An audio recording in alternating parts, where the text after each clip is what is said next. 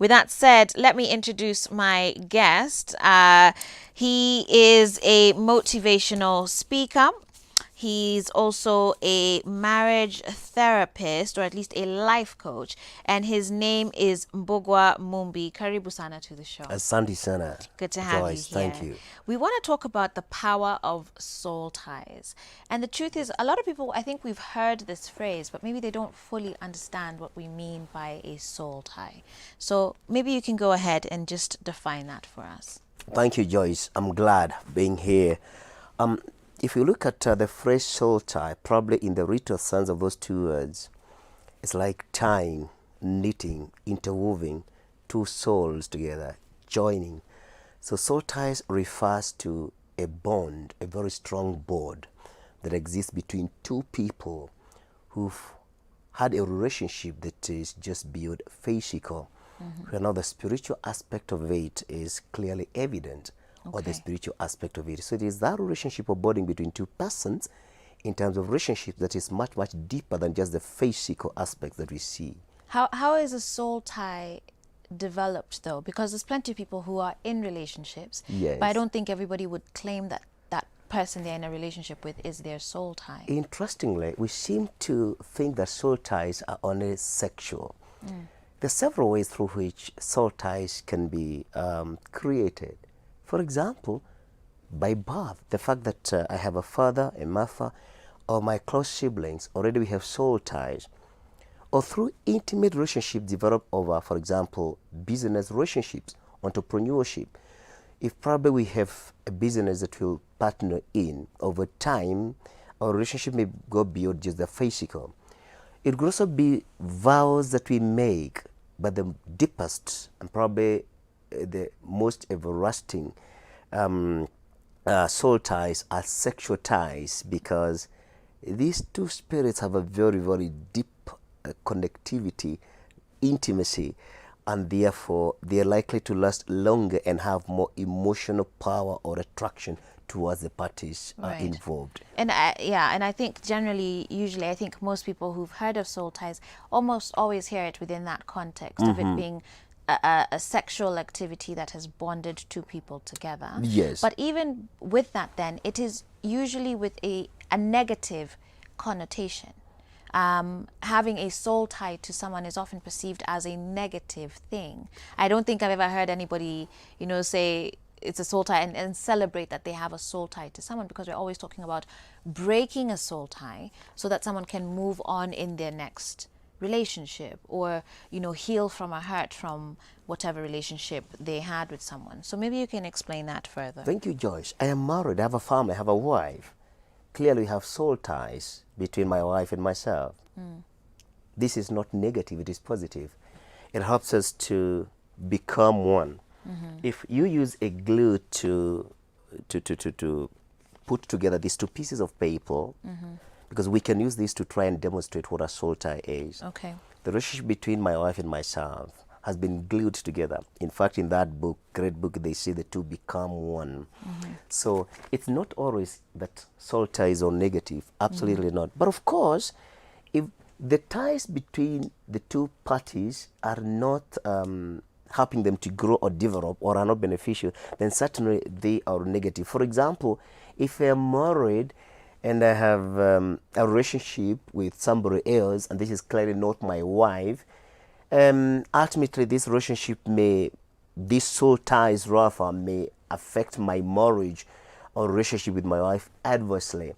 In fact, it's important, for example, for us to speak from the sexual perspective and say that every time you have sex with another person, you get married to them. You get strongly bonded to them.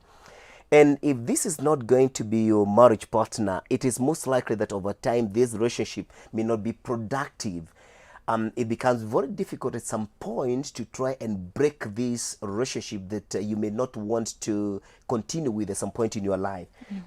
Because when the two are bonded together and the two become one, ultimately when you want to separate, what happens? You realize that parts of either of these two parts will be left on the other part. Right. It becomes very difficult to wholly separate the two. But of course, there are ways in which ultimately you can set yourself free of a soul tie that is not productive in your relationship with the other Okay. partner. Yes. I want us to talk about how then people can set themselves free from that, because a lot of times, even on the show, we get questions along the lines of, I broke up with someone years ago. We were sexually active when we were together, but we broke up years ago.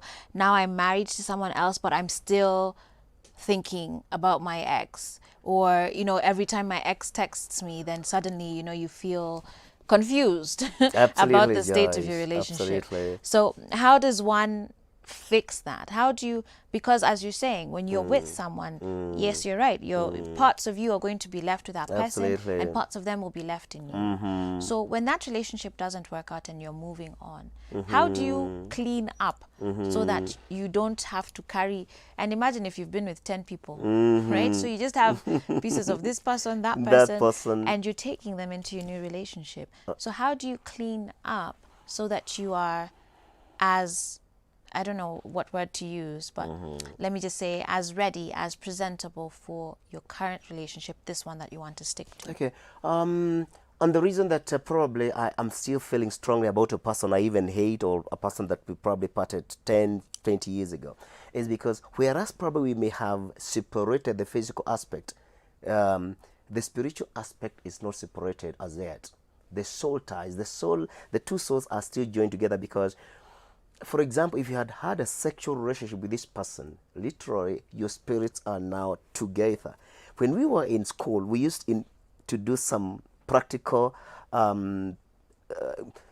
part in chemistry called distillation. It's separating two miscible liquids that are totally, mixed up. So until and unless, by the way, you address the aspect of the spiritual connection, it would be very, very difficult for you to fully separate. But the beginning point is that, number one, every soul tie started with a physical relationship, greetings, items exchanged. And the first part is to try and do away with those items, honestly. For example, they bought you something, try to either return it or put it away from you entirely, so that they do not act as physical reminders of this relationship. If there is a spiritual relationship, trust me, then you need to have a spiritual approach to try and break it. What do I you know mean by a Christians. spiritual relationship? I know Christians who talk about deliverance, being prayed, so that you pray about the situation so that you delivered. But from a cultural perspective, especially in sexual relationships, there is a spiritual ceremony, and I'm sure almost every tribe has that ought to be performed for the separation of these two spirits, for the distillation of these two spirits. It may differ from one culture to another, but sometimes until that is done, you may realize, by the way, your mind keeps withering or diverting towards that person. And that is why, for example, you may have had a sexual relationship with somebody in college 20 years back, and you meet on the street 20 years later. Just by seeing them on the street, something in you is aroused, and trust me, you feel like you want to have sex with them again, even if you're married, and so on and so forth. So number one, for example, if it was just something that is you pained about, you need to forgive the past. You need to forgive that person, so that spiritually, that negativity that you've been, carrying on or holding in your life can be dissipated. If there are vows that you made, for example, vows like, I will never have another man, you're the only person, I'll always be there for you. Those are vows that also need to be recanted, because our words are also spiritual and they have life. So those are some of the ways through which you can be able to really separate yourself from these soul ties. Interesting. Yes. The truth is, though, in today's day and age, Yes. sex is no longer something that people reserve for their spouses, like within marriage.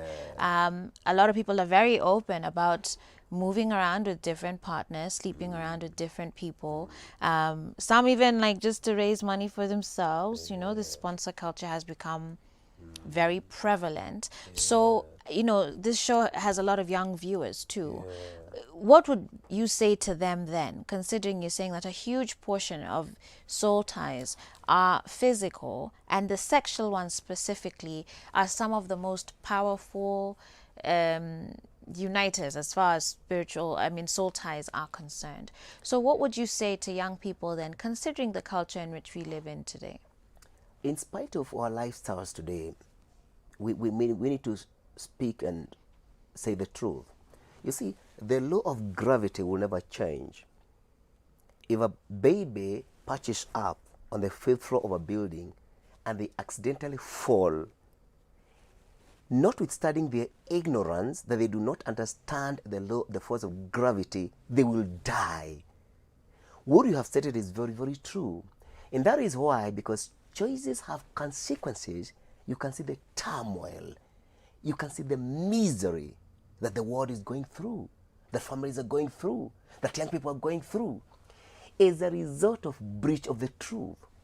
You have sex 1 year with 20 partners, you'll be confused, you'll be depressed, you may ultimately become insane, because these are different spirits that are trying to cohabitate in one building, one house called your body, and they're very diverse. But so the truth is this, you can have as many partners as you want.